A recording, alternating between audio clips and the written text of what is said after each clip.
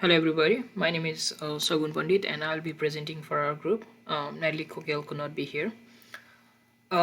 So our our main idea will be presenting about Pacific Islands culture and capitalism, and we'll explore how capitalism in contact with the West has created opportunities for appreciation, appropriation, and globalization of Pacific Island culture.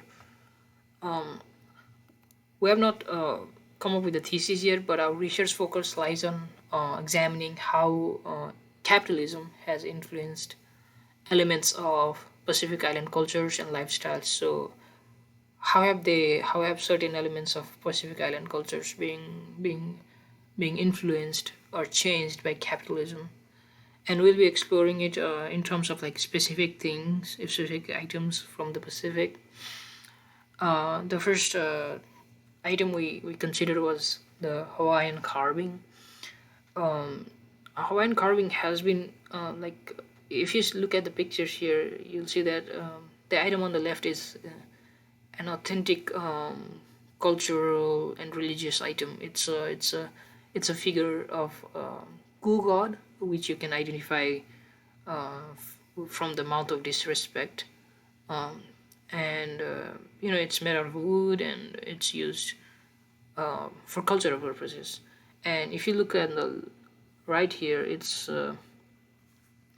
like you can see how Hawaii is carved into it, and I mean this figure is not of a Ku god, but it's a souvenir from Hawaii, basically. So people who do not know much about Hawaii or their culture, just I am, you know,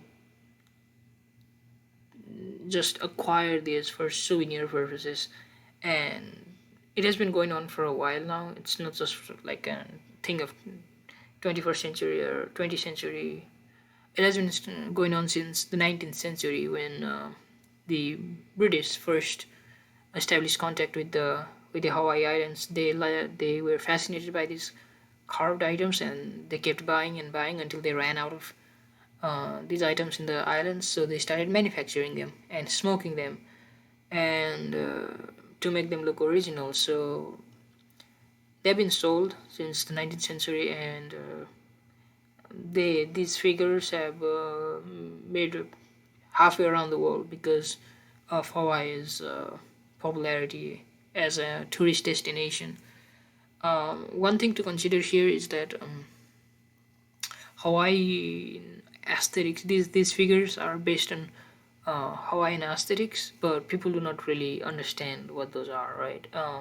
It just looks like a weird figure, but it's based on the mouth of disrespect of the Ku gods.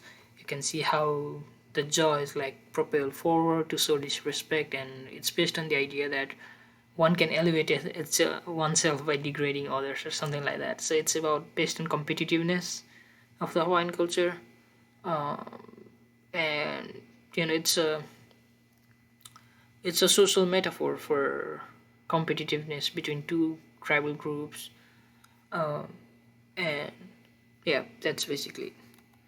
Um, we also studied the Tiki Manifesto, and we tried to like find the original like tiki bar or tiki mug idea in the original Hawaiian culture, and we found that it was made up uh, by people by businesses to sell drinks. It's just like a very it's very romanticized view of like South Pacific cultures, and it appropriates the concept of tiki, which is like the first first man in Earth according to Maori culture, and the way these mugs are made. It's just basically like people drink from this as if they are like Pokemon figures rather than actual like cultural gods. Um, I mean, some of them are even made up, just like weird faces drawn on like these bars and mugs, right? But these are very popular, and it just leads to like very like misunderstanding of like how what Hawaii culture really is, and it's just really weird. So we're also like focusing on tiki bars and mugs.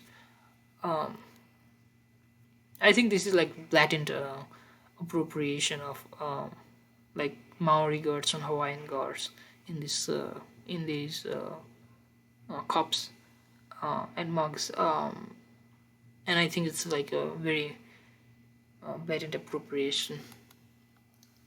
Tahitian dance and Wahine.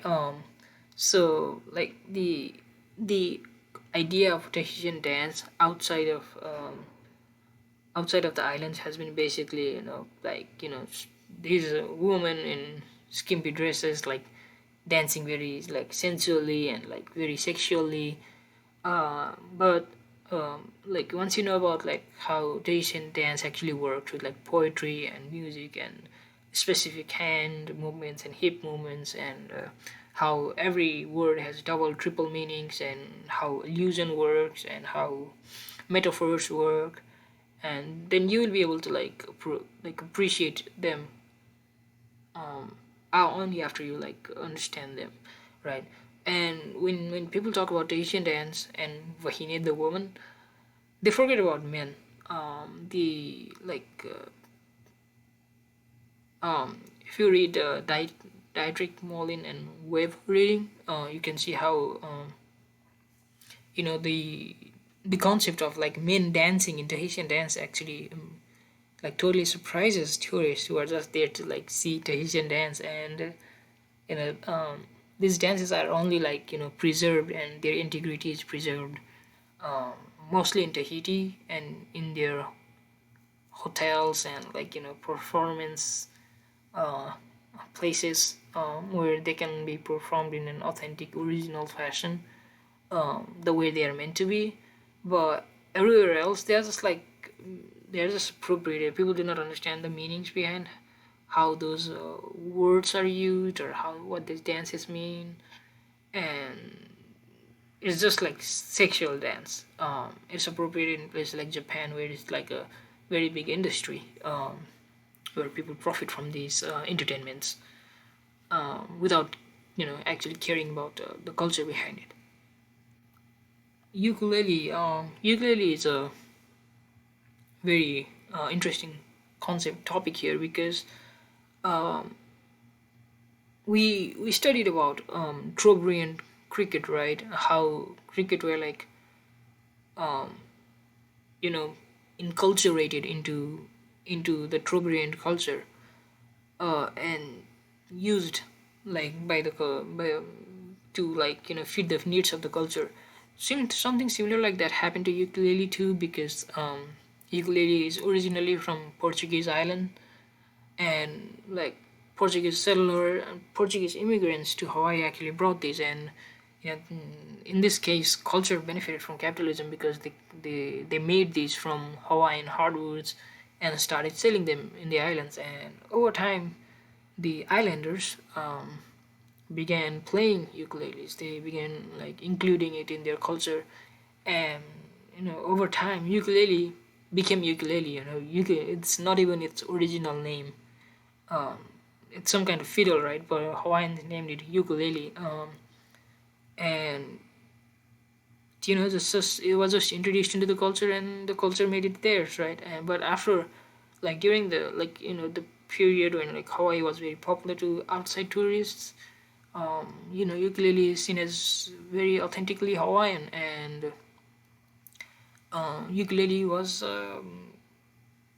also like the demand for them increased outside of Hawaii, and manufacturers started making ukulele outside of Hawaii, and ukulele just like outgrew its culture. Like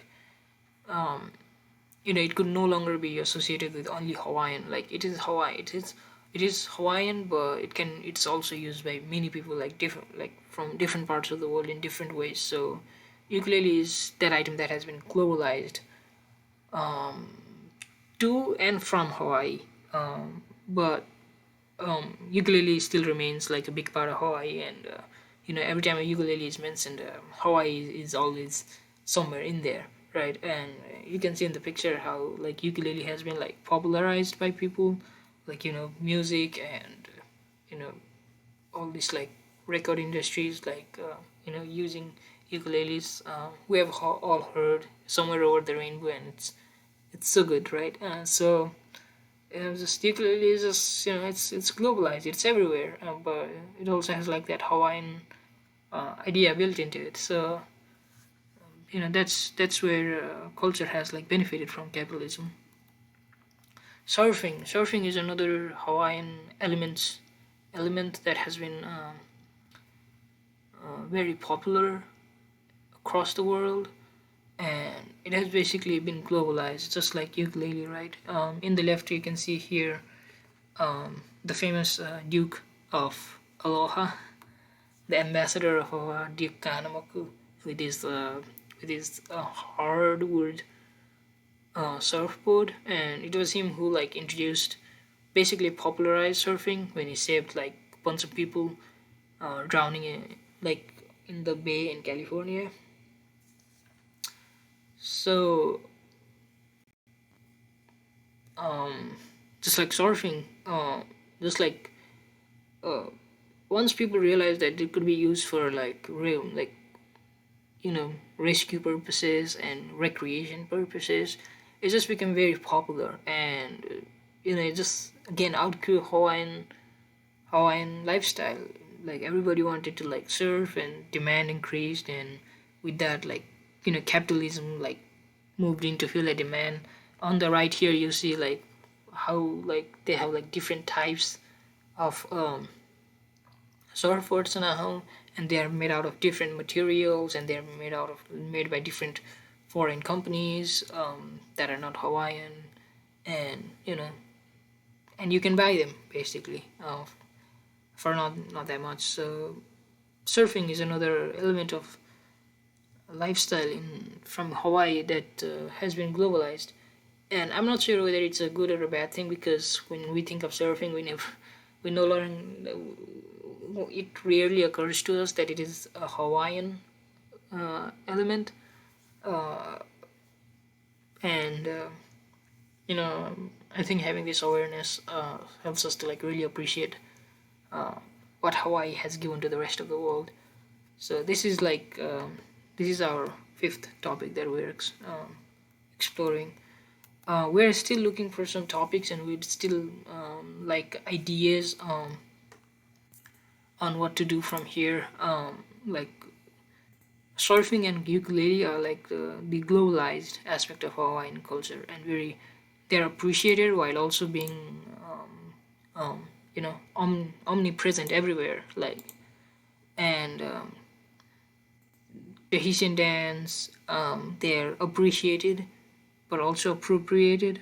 Um, Tiki bars and marks blatant appropriation. Carving, people just do not understand what they're buying, right? And we're not sure if it's they're just like souvenirs. So capitalism has provided people to like bring Hawaii with them wherever they go. So we would still like some more like suggestions into like for our research focus, because we are still doing it. But yeah, that's our research. That's our research for our final thought piece. Again, leave your comments if you think that we could add some more here.